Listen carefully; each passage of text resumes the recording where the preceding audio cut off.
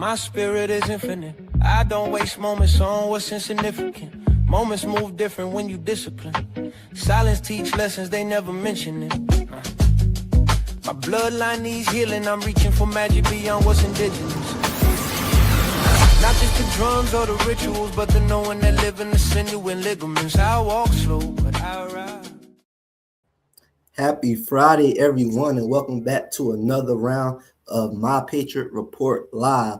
I am the bridge connecting the next generation to federal contracting. I am Ratwan Hill, and with me I have the man, the myth, the legend, Mr. Ambassador of Peace. And if you don't know who he is by now, you might want to ask ChatGPT, Mr. Walter Cotton III. Mr. Cotton, man, happy Friday. How's it going? Happy Friday to you. Crossed fingers, man. Crossed fingers. I'm hearing that there's a deal in the works. Yeah, let's talk about that because I heard from the popular media they were saying that it also included talks of their, I guess, dismantling of their nuclear, and I guess that's where I hesitate or raise a little red flag. But let's keep it on the positive side. It does seem like that we may be close to an end of a conflict. What's your read on this? Do you think this is finally the big one? It needs to be finally the big one. It's a bad deal, no matter how we look at it. The cost of this particular incursion in human lives, American lives, in real dollars, and now economic impact on our economy. There is no way to slice this as a better deal than what we had. But the truth of the matter is this deal leads to peace. And that's what's important. And at any price right now, that's what we need here in these United States and across the globe. Yes, a little peace. Give peace a chance. Hey, I'm with you on that one. We definitely need peace, especially with all this. Even just back in the United States, it's a lot of noise, I'll call it. A lot of noise, so that's definitely needed. So do you think we're at a point where now it shouldn't matter if we pass a War Power Resolution Act on the Senate side, or is that something that you think we still need to put in place just in case? Well, I think that we absolutely need to put that War Powers Resolution in place, even if we do it after the fact, to demonstrate something to this executive branch, right? And that is that Congress has the power of the purse. And Congress is in dire need of demonstrating something to its constituents. Congress is in dire need of demonstrating to its constituents that it's about the people's business, not about the political action committee's business. It's about the people's business. And so the logic of us having an executive branch that ran well past the 60-day time limit that's authorized by Congress, right? And that boasted about the fact that it didn't cost us much to keep troops in harm's way the day before one of our helicopters with two of our servicemen gets knocked down, right? It's important for Congress to make a demonstration to the executive branch that they're partners in this equation, right? One has the power of the decision and the other has the power of the purse. And they need to cooperate and dance a little bit better than they have been, because right now the dance that they're doing is disruptive. Yes, sir. Yes, sir. And as we talking about the power of the purse, it seems like they're throwing some dollars out. One of the biggest bills that I think that is very important, very significant for the improvements of veteran lives across this nation is the Take Care of Our Veterans Act, HR 9237, which is a big bill that included the Major Richard Starr Act and 60 other bills that's going through the passing or in the ecosystem through Congress. What is your take on this? Is this a huge leap of improvement? I know we still got a long ways to go, but is this a step in the right direction? Well, this is yes, it's a step in the right direction. And what it is it's confirmation of a fact that I've been, touting for the better part of 2 years, right? Mm-hmm. America and Congress wants its veterans to be rich. America and Congress wants to take care of its veterans. America and Congress wants a safety net out there for its at-risk veterans. And this is one of the uber examples of them showing that in action in the form of a bill. And so my hat's off. I commend them for taking some steps in some very critical areas, like the enhancing or the updating of the transition assistance program for veterans that now allows VSOs to participate in the process, or the GI Bill update. I mean, it's a $21 billion veteran benefit, veteran love enhancement, and we applaud it. Now, there is still work that needs to be done because there are some elements that were not included in the bill. And the one that we're most interested in is the Contract Our Veterans Act, so that we can make sure that him and her who board the battle has an opportunity to participate in government contracting. And the good news is, we still have time, right? That omnibus bill that you just talked about, the $21 billion bill, now goes down to the floor of the House and Senate for vote. And at that point, a amendment could be raised to that particular bill, and it could add the Contract Our Veterans Act on the House and the Senate side to push it through. The other possibility that's occurring right now is the National Defense Authorization Act has come out of committee, right? It was voted out of committee, and it too now goes to the floor of the House and the Senate for vote. And that's another place that one of the many chair people can pull this right-minded piece of legislation, the Contract Our Veterans Act and the Veteran Members Loan Act, out and push it in there so that we get those benefits available for the men and women that are coming back from in harm's way. But in point of fact, when you have such a crowded legislative agenda like the one that we have right now, that's impacted by these geopolitical and war issues, as well as a midterm, our congressional members get distracted. And that's why we are encouraging our patriots to do the right thing, to pick up the phone and call our congressional representatives and say, excuse me, ma'am, excuse me, sir, can you please take this right-minded piece of legislation and move it across the bill, move it across the line into a piece of law. And I believe that if we do that in a kind and consistent fashion, the Congress will do the right thing. They'll do the right thing, if not to save their seat because they need the veterans vote during the midterm election. They'll do the right thing because it's the right thing to do. Indeed. Now, in this bill, it did seem like it lacked things in regards to the veterans from a entrepreneurial standpoint. It seemed like it lacked like that type of language in there, like, for instance, the self-employment track for veteran readiness employment. Now, is that, and as you were saying that we still have chances to for them to amend it and add these languages in there. So is the objective for everybody, or the goal the request that you have for everybody, is to essentially keep reaching out to their representatives and their Senate to ask them to co-sponsor these bills or to include it? Or is the language changed a little bit to ask them to include it into these following bills, or could it still be passed as standalone bills?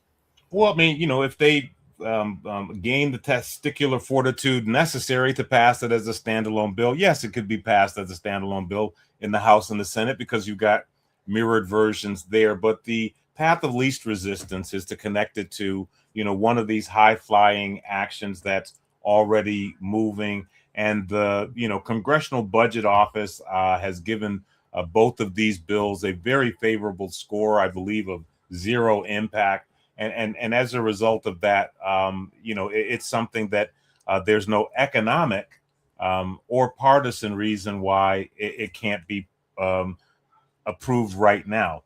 But you ask a question earlier, or should I say, an earlier component of your question was pointing to the fact that these bills, these veteran-focused bills, tend to still be more healthcare focused. They tend to be more education focused and very light on entrepreneurialism.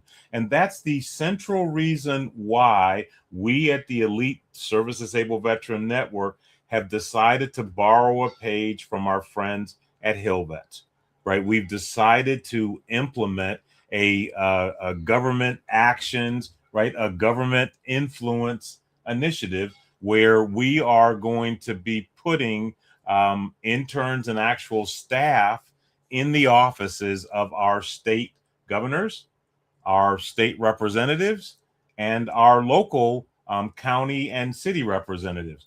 And we're doing this so that we can have our veteran voice evenly represented across all of our issues, like this deficit issue of entrepreneurialism that Mr. Hill currently points to. And you know, it's a squeaky wheel kind of thing, right? We can't blame our politicians for not including the information in their legislative efforts if we're not telling them about it, right? And so there's absolutely no reason why this right-minded piece of legislation that one Mr. Bill Elmore himself, right, authored and has been lobbying for the past 20 years doesn't get the attention of Congress, right?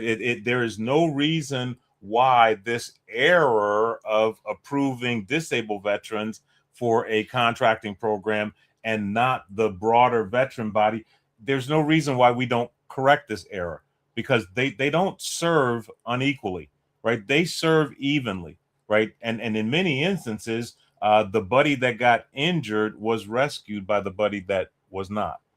And so we want to take this duality out of our system and have an even playing field across the entire procurement diaspora that says, if you have borne the battle, America wants you to help reshore our manufacturing assets. America wants you, America needs you to participate in revitalizing our supply chain. And a grateful nation is showing that to you in the form of a 5% contracting goal. Yes, sir. Now, as you were talking, and what popped in my mind was that, do you think that it wasn't a priority or a more of a focus on like self-employment, entrepreneurial efforts for the veteran community, because we have such a large deficit from a first thing first standpoint, meaning from soldiers that's transitioning to mental health, to the suicide rate? Do you think a lot of that's the reason why it was a priority focus, because it's such a huge deficit, and that's like a major factor in veterans being successful to not being successful, because they don't have the foundations correctly so they could be the entrepreneurial? You know, I think that the reason that this occurs is because you have a population of vetrepreneurs that are entrepreneurs, and those vetrepreneurs are going to get it done irrespective of whether or not they got the supports or not. What we are missing is that large population of wantrepreneurs, right? These are veterans that, you know, they want to do more with that knowledge that they got from service about that, you know, innovation that they could contribute to society, but they don't have the, you know, support. And it's that population of veteran, right, that we need to get this a blanket of support out there for, so that we can run them through the processes necessary of looking at our systems, looking at our procedures, looking at our supply chain, and saying, you know what, put a little bit of spirit right there, and it works just like new, right? We have a lot of assets in our veteran entrepreneur class that could be brought into service, supporting the economic requirements that we have in this nation, if we simply do the right thing and give them access through a long wanted piece of legislation. Absolutely, absolutely. Now, a part of this bill that caught my attention was the fully integration of AI. They're looking to expand AI and integrate it and intertwine it with everything from how VA does claims and handle their processes every day. They're looking to implement it. Now, the president of Anthropic, he was saying that AI has matured in this and that it's on a pathway of just being able to self-learn, and that we actually need to rein back and pull it back. Now, what are your thoughts on the full implementation of AI? Is it too early right now? Do you think it's still too early at this stage to fully implement this AI? We need to have more of the human in the loop. What are your thoughts on that? Well, it all depends on what perspective you're asking that question from in terms of being the early adopter, right? Mm-hmm. The early adopter from an investor perspective, if history is any predictor of the future, the answer is hell yeah, right? Because, those individuals that invested in the railways lost their shorts. And the Mm-hmm. second wave of investors that came along made out. Those individuals that invested in all of that dark fiber, right? Those transatlantic cables that went across the country lost their shorts. The investors that came along in the second wave are the ones that matured that particular investment. And I believe that we're going to have the same kind of circumstance here, right? The feeding frenzy on the blow up to the AI bubble is going to capture a lot of attention, and it's going to capture a lot of casualties as we realize where AI ultimately settles and fits in our society. Just Mm-hmm. like we did with the internet, right? When that thing Mm-hmm. was, it was going to be changing worlds. And we ultimately found out that it was just another content distribution pathway, and it found its useful place. And so the question that you're asking about, how should we be looking at AI really depends on the vantage point. The investor's vantage point has one point of view, and then the user vantage point, right? The utility vantage point. What kind of productivity enhancements does it produce within your society by producing some trade-off, right? You get lower or should I say higher efficiency, lower labor requirement, right? Because the Mm-hmm. technology is now performing that labor function that the humans used to perform. And Mm-hmm. so from that perspective or point of view, humans are looking at AI with a jaundiced eye, right? And then the competency perspective, right? The generative AI, right? The self-learning, self-healing, self-thinking AI. AI isn't there yet. It isn't that yet, right? They're hyping it up as if it's that, but it's not that yet. And so we're ultimately learning, what our relationship is going to be with this technology, and hopefully we'll keep enough humans in the loop so that we can teach AI to think with less hallucinations. And that was my major concern, was the hallucinations. Like, if you got the AI validating, disabled veterans disability ratings and breaking it down, what's the chances of hallucinations? And or saying the AI just say, okay, let me take a full look at this disabled veteran's profile. Oh wait, this is something that is corrected and healed. And I'm thinking that it could cause unintentional harm because of hallucination in the. Well, the hallucinations are, one side of the equation that, we're looking at AI from a jaundiced eye with, Mm-hmm. but we haven't even started to evaluate the bias, right? Yeah. AI bias, right? What if AI gets biased towards you? You know, Mm-hmm. That's a good question. that's a very good question that needs to be answered, right? And I think that right now the jury is out on that, and you've got so many competing interests, right? The people that are trying to sell the next data center equipment, and right, and people that want to sell the bonds so that you could do the super duper IPO and put liquidation in the market, right? You got these competing greed interests that are clouding the reality of the need right now, right? Calmer minds need to prevail, and we need to ask ourselves the question, should we? Right? Just because we can do something as humans doesn't always mean that we should. And ancient civilizations have taught us that already. Yes, sir. Yes, sir. Yes, sir. Yes, sir. Now, I wanted to dovetail into some deeper into this contracting section. No, Now, you know what? I want to flip the script on you, man. okay. I mean, I want to flip the script on you because, we know that, a lot of disabled veterans out there are trying to find their way in this transitioning procurement environment.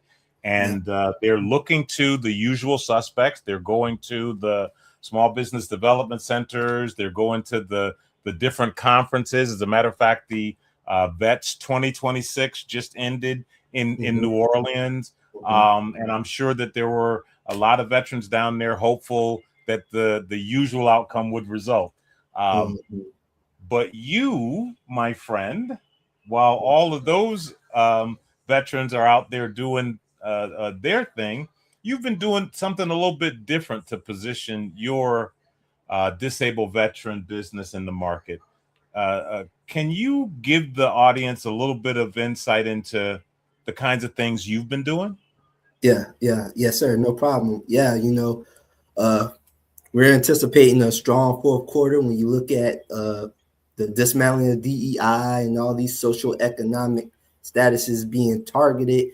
It created a wide open lane for the disabled veteran socioeconomic status. So what we've been doing is we've been preparing for the fourth quarter because we're anticipating this surge by formulating a team and arrangement with one of the largest Ability One nonprofit agencies, one of the largest MPAs in their ecosystem. We connected with several large multi-billion dollar entities to formulate a agile, scalable team that essentially can handle a lot of requirements that the contracting officer has, because we all understand that right now contracting officers have more dollars than fiscal year that they have less. So we decided to put together a team to be proactive that we could share with these contracting officers who are potentially going to face that bottleneck or that issue coming up. So we just want to be a easy button for those contracting officers. So when you talk about this easy button, are you talking about a small business easy button? Because you just described the dilemma that our contracting officers may or may not be facing, in that they're approaching the fourth quarter and they still got more money that was appropriated that they need to spend than they have, fiscal year left. And so are you talking about small business, contracting opportunities? What kind of preparedness have you been doing? Yes, sir. No, we're not talking about small business opportunities. We're talking about large opportunities, and we're bringing a bigger small business that can handle any of those opportunities. And just to say that in layman terms, we were able to connect with large partners and leading with a service disabled veteran-owned small business. We were able to take that to market and let the contracting officers know, hey, we got a service disabled veteran-owned small business who got the scale to handle the smallest contract to the largest contract. So okay, and so let me play contractor's advocate for you, if you will, right? So say I'm an 1102 contracting officer, and I've got a material requirement. Say it's a 20 or $30 million requirement that just fell off of a 8A situation, right? So I got to find a preference owning community. Service disabled veteran fits that for me to take that requirement out of the 8A program and award it over to that preference owning organization. The acquisition and solicitation timeline with market research and all of that other stuff, right, doesn't accommodate this bigger small business model that you just talked about. So how am I gonna do a contract with you in that situation, Mr. Bigger Small Business? Yes, sir. Well, from that perspective, I believe that it provides a justification for them to sole source a contract, sole source that to us, because we're the only small business with that large business capability. So I would say that a sole source mechanism, a sole source of some sort, whether it's a OTA, whether it's a JNA, sole source. Okay, mon frere, you've been dipping your nose in the stream of wisdom, no doubt. But what if sole source justification doesn't fit itself? Like, what if I can't do sole source? Is there anything between sole source contract and me going through the elongated solicitation process that I don't have time for me to get at your bigger small business, your bigger service disabled veteran small business? Interesting. Well, I'll be honest, you got me on the spot with that one. I would say GSA.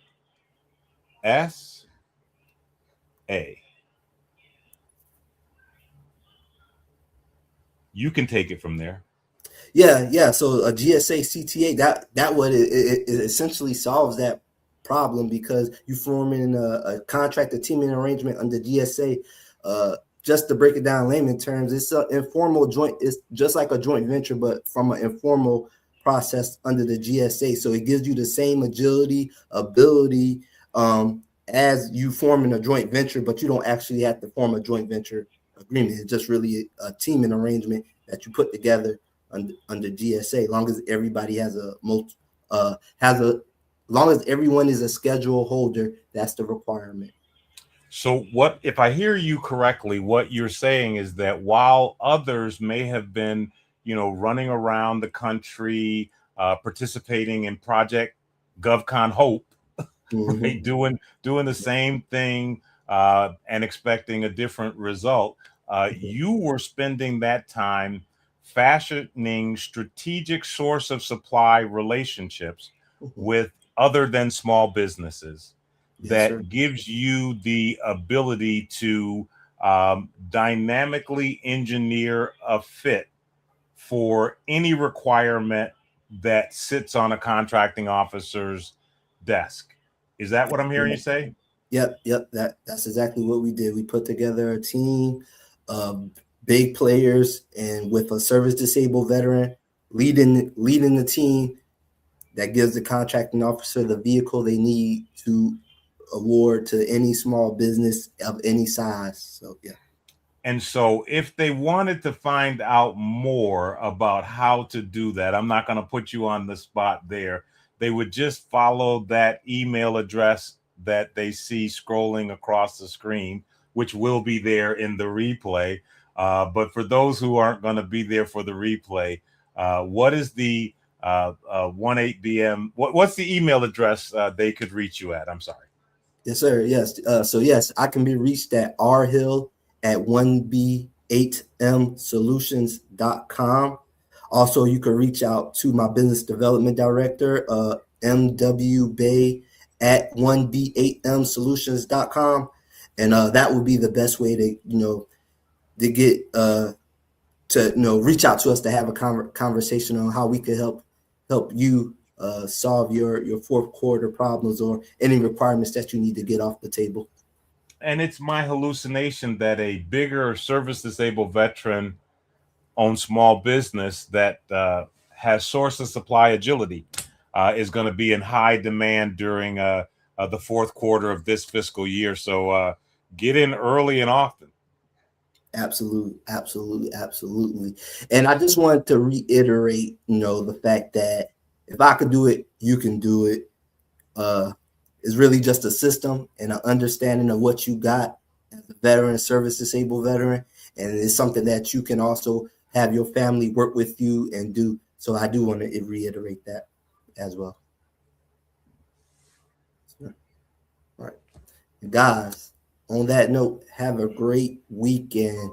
Oh, and ask your Congress to reach out to your Congress and ask your Senate and representatives to co-sponsor this Contract Our Veterans Act and Veteran Member Business Loan Act, or ask them if they could include it into the the Take Care of America Veterans Act, or ask them to National include Defense Authorization Act. It can go into any one of those acts. I mean, the truth of the matter is, once our men and women come back home from harm's way and they decide to transition back into our society, let's give them an opportunity to help reshore our economy. Let's give them an opportunity to help shore up our economic position. And what do we say? Make America safe again. Absolutely. Yes, sir. And guys, on that note, have a great weekend. I am Ratwan Hill, and that is the Mr. Walter Cotton III. We'll catch y'all next week.